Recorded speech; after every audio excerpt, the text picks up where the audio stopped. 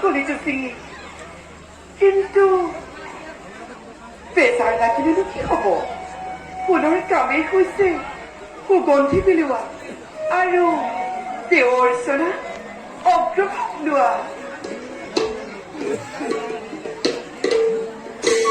নৰকে দেৱ জানি ভ্ৰমৰ ভংগে হেৰি কৰে আনন্দতে পৰাণ জোৰাই মনৰকে দেৱ জানি ভ্ৰমৰ ভংগে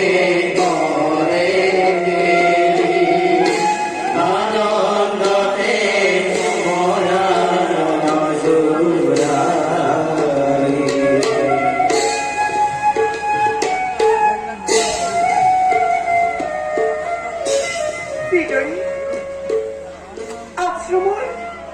সকলো কাৰ্যতে মই অগ্ৰণী ভূমিকা কৰি আছো গ্ৰহণ উপায়তো নাই মোৰ এজন সংগী থকাখনে কিমান যে আনন্দ লাগিলহেঁতেন তাক মই কল্পনাই কৰিব নোৱাৰো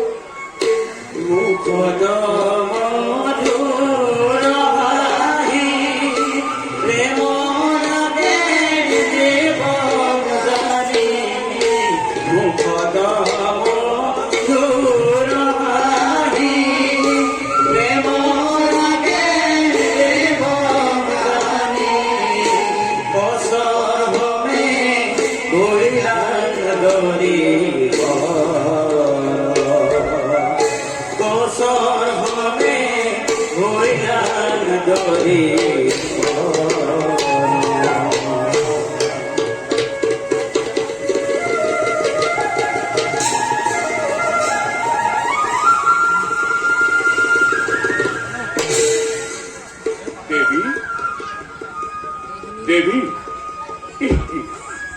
নিদি কোনো সংবিধান চাই আছে মোক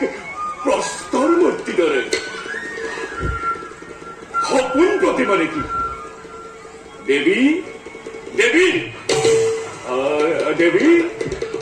যদি মোৰ অনুমান ভুল হোৱা নাই এয়াই নেকি দত্তগুৰু শুক্ৰাচাৰ্যৰ পবিত্ৰ আশ্ৰম হয় শুদ্ধ আপোনাৰ অনুমান এয়াই দৈত্যগুৰু শুক্ৰাচাৰ্যৰ পবিত্ৰ আশ্ৰম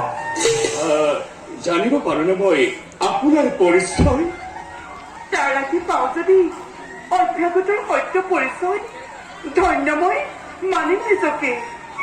দেৱী দেৱগুৰু বৃহস্পতিৰ পুত্ৰ নাম মোৰ গুৰুপুত্ৰ প্ৰণাম গুৰুপুত্ৰ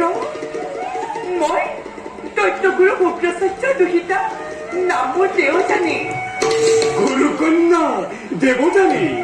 প্ৰতি নমস্কাৰ মোৰ কৰিব গ্ৰহণ আশ্ৰম নিবাসী আমি কিবাতৰে অতিথি কৰি শুশ্ৰূষা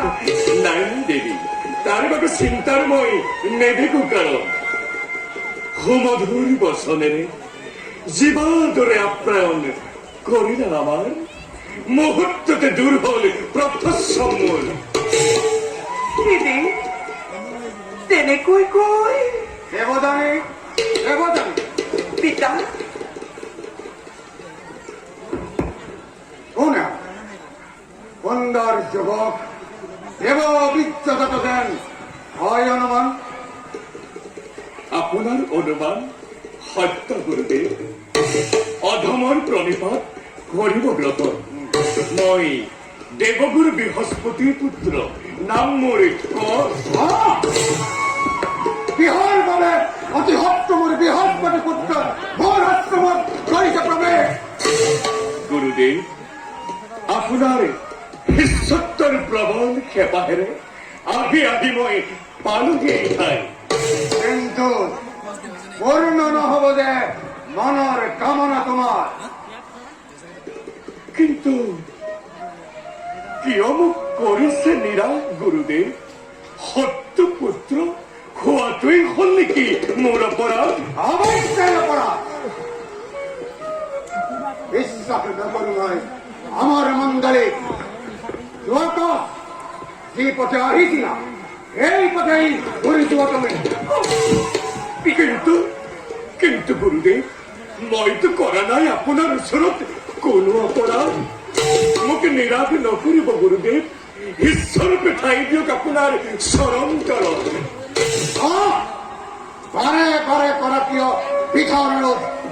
নকৰো বিশ্বাস মই আমাৰ মণ্ডলী যাৰ বাবে কেৱল হল আজি মই দৈত্যকুলৰ পুৰোহিত। যোৱা যি পথে আহিছিলা সেই পথে ঘূৰি যোৱা তুমি। পিতা সেয়া সন্ধ্যা কালবেলা